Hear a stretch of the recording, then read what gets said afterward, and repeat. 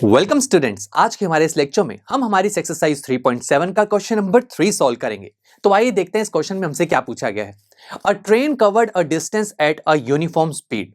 तो दोस्तों यहां पर एक ट्रेन की बात की जा रही है जो एक पर्टिकुलर डिस्टेंस को यूनिफॉर्म स्पीड से कवर कर रही है।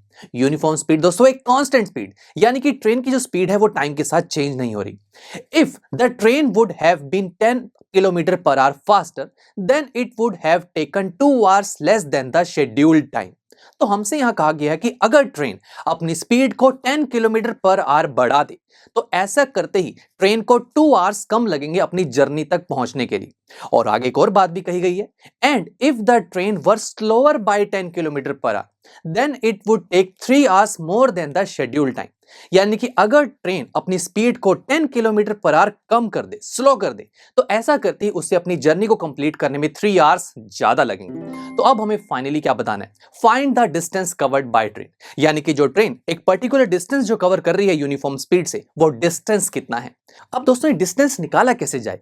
हमारे इस क्वेश्चन में हमें क्या क्या चीजें दी हुई हैं, स्पीड के बारे में बताया गया और टाइम के बारे में भी, राइट। कि कभी स्पीड बढ़ा दी जाए तो टाइम कम लगता है, स्पीड कम करें तो टाइम ज्यादा लगता है। तो स्पीड और टाइम के बारे में बहुत इंफॉर्मेशन है और डिस्टेंस निकालना है। तो स्पीड टाइम डिस्टेंस, क्या इन दोनों में कोई रिलेशन हमने स्टडी किया है? हाँ बिल्कुल, फिजिक्स में हमने एक फॉर्मूला स्टडी किया है ना, that is speed is equal to distance upon time. मुझे डिस्टेंस चाहिए तो by using cross multiply operation ये जो टाइम है वो स्पीड से मल्टीप्लाई हो जाएगा, तो डिस्टेंस का एक फॉर्मूला बन गया, that is speed into time. यानी कि अगर मैं किसी तरीके से हमारे इस क्वेश्चन में ये निकाल पाऊं कि जो ट्रेन है वो कितनी यूनिफॉर्म स्पीड से चल रही है और उसे उस डिस्टेंस को कवर करने में कितना टाइम लग रहा है, तो स्पीड और टाइम जैसे ही पता लगेगा मैं उन दोनों को आपस में मल्टीप्लाई करूंगा तो डिस्टेंस पता लग जाएगा ना कि उस ट्रेन ने कितना डिस्टेंस कवर किया। सही है, तो मान लेते हैं कि हमारे इस क्वेश्चन में जिस ट्रेन की बात की जा रही है उसकी स्पीड है x किलोमीटर पर आवर, ये ओरिजिनल स्पीड है, और टाइम लग रहा है उसे जर्नी को कंप्लीट करने में t आवर्स। अब पहले केस में हमसे क्या कहा गया था, आइए देखते हैं।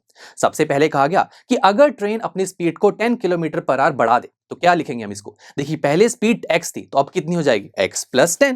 तो टाइम 202 आवर्स कम लगेगा पहले से, तो पहले जर्नी को कंप्लीट करने में टाइम मैंने t लेट किया हुआ है और अब टाइम कितना हो जाएगा, 2 आवर्स कम, यानी कि t माइनस 2।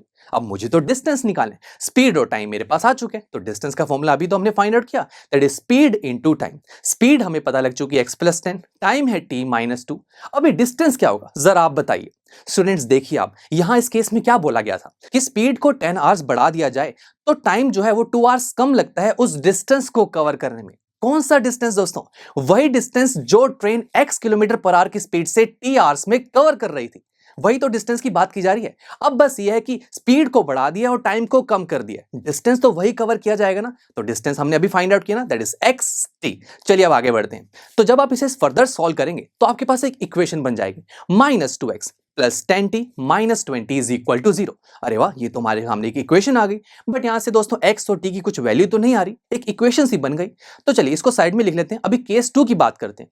केस 2 में बोला गया कि अगर स्पीड को 10 किलोमीटर पर आवर कम कर दिया जाए तो ओरिजिनल स्पीड x है तो अब कितनी हो जाएगी, x माइनस 10। अब ऐसा करते ही जो टाइम है वो 3 आवर्स ज्यादा लगेगा, तो पहले टाइम t था, अब कितना हो जाएगा t प्लस 3। सिंपल, मुझे डिस्टेंस निकालना है तो डिस्टेंस का फॉर्मूला हमने अभी स्टडी किया है, स्पीड इंटू टाइम। स्पीड है x माइनस 10 और टाइम है t प्लस 3। अब डिस्टेंस यहां पर क्या होगा, वही तो होगा दोस्तों कि अब देखिए स्पीड को 10 आवर्स कम कर दिया तो 3 आवर्स ज्यादा लग रहा है उस डिस्टेंस को कवर करने में। कौन सा डिस्टेंस, जो डिस्टेंस ट्रेन पहले कवर करी थी ओरिजिनल स्पीड से, जो कि था डिस्टेंस xt। तो डिस्टेंस तो वही रहेगा स्टूडेंट्स। अब जैसे आप इस एक्सप्रेशन को सॉल्व करेंगे तो आपके पास एक और इक्वेशन बन जाएगी, that is 3x minus 10t minus 30 is equal to 0। सही है दोस्तों। अब अगर मैं दोनों केसेस से बनने वाली दोनों इक्वेशंस को अगर सॉल्व कर पाऊं किसी तरीके से तो मेरे पास x और t की वैल्यू आ जाएगी, और अगर मेरे पास x और t की वैल्यू आ गई तो मैं अपने उस फॉर्मूला में x और t की वैल्यू जैसे ही पुट करूंगा तो मेरे पास डिस्टेंस की न्यूमेरिकल वैल्यू आ जाएगी। बिकॉज अभी तक तो हम डिस्टेंस को xt मान रहे हैं, बिकॉज मुझे x और t की वैल्यू नहीं पता ना, यही तो फाइंड आउट करनी है। तो आइए इन दोनों इक्वेशन को साइड में लिखते हैं, कैसे सॉल्व करें। अब ऐसे लीनियर इक्वेशन को सॉल्व करने के तो हमारे पास बहुत सारे मेथड है, ग्राफिकल भी है और एल्जेब्रिक भी है। अब ग्राफिकल तो देखिए बड़ा टाइम कंज्यूमिंग मेथड है, ग्राफ भी चाहिए होता है इसके लिए, इसे अवॉइड करते हैं। एल्जेब्रिक की बात करते हैं, ये मेथड की भी दोस्तों 3 टाइप्स हैं। Substitution, elimination and cross multiplication method. अब हम एक ऐसा मेथड सिलेक्ट करेंगे जो ऐसी पेयर ऑफ इक्वेशन को जल्दी से सॉल्व कर दे, बिकॉज हमें वैसे एग्जाम्स में टाइम सेव करना है, राइट?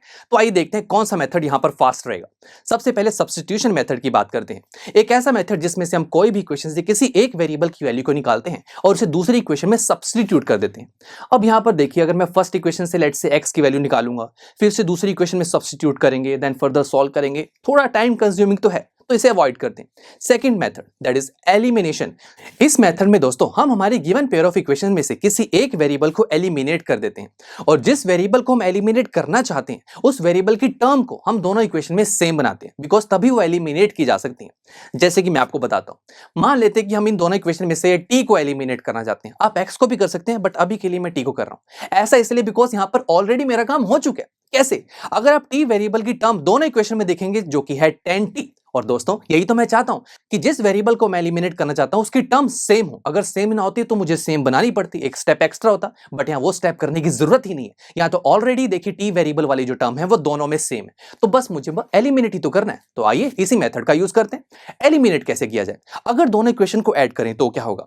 -2x + 3x जो कि हो जाएगा x, उसके बाद 10t एंड 10t। देखिए दोनों सेम टर्म्स हैं बट इनके साथ लगे हुए साइन अपोजिट है, तो कैंसिल आउट, आंसर ही 0। और यही हम चाहते थे, टी को एलिमिनेट करना चाहते थे। उसके बाद -20 एंड -30 जो कि हो जाएगा -50 इज इक्वल टू 0। तो सही है, इस एक्सप्रेशन से दोस्तों हम x की वैल्यू निकाल सकते हैं जो हो जाएगी 50। तो बस x की वैल्यू तो मेरे पास आ गई, अब मुझे t की वैल्यू चाहिए। तो इसके लिए आप x की वैल्यू को अपनी फर्स्ट या सेकंड किसी भी इक्वेशन में पुट कर दीजिए, आपके पास t की वैल्यू आ जाएगी। तो मैं यहां पर अभी के लिए फर्स्ट इक्वेशन में x की वैल्यू को पुट कर रहा हूं, और ऐसा करती जैसे आप इस एक्सप्रेशन को सॉल्व करेंगे तो t की वैल्यू आ जाएगी 12। और यही तो दोस्तों हमें चाहिए था, बिकॉज हमें डिस्टेंस फाइंड आउट करना है, और डिस्टेंस फाइंड आउट करने के लिए मुझे x और t की वैल्यू चाहिए थी। तो बस जैसे ही मैंने x की वैल्यू को 50 और t की वैल्यू को 12 पुट किया, तो यहां पर डिस्टेंस की वैल्यू आ रही है 600 किलोमीटर। तो क्या पता लगा दोस्तों यहां से कि जिस ट्रेन की यहां पर बात की जा रही है वो ट्रेन 600 किलोमीटर का डिस्टेंस 50 की स्पीड से 12 आवर्स में कवर कर रही है। ये है मतलब दोस्तों, बिकॉज स्पीड हमारे पास आ रही है x that is 50 kilometre per our, time है 12 दैट इज 12 आवर्स, और डिस्टेंस हमारे पास आ गया 600 किलोमीटर, और यही डिस्टेंस मुझे फाइंड आउट करना था। चलिए दोस्तों, अब मिलते हैं आपसे नेक्स्ट लेक्चर में, जहां पर हम हमारी एक्सरसाइज का क्वेश्चन नंबर 4 सॉल्व करेंगे। आई एम श्योर स्टूडेंट्स, आपको ये लेक्चर काफी पसंद आया होगा, और ऐसे ही मजेदार तरीके से अपने हर एक कॉन्सेप्ट क्लियर करने के लिए डाउनलोड कीजिए PU Stack ऐप को, जहां पर आपके पास और भी बहुत सारे ऑप्शंस होंगे, जैसे कि back exercise solutions, tip videos, sample papers and much more. So what are you waiting for? Download the app now.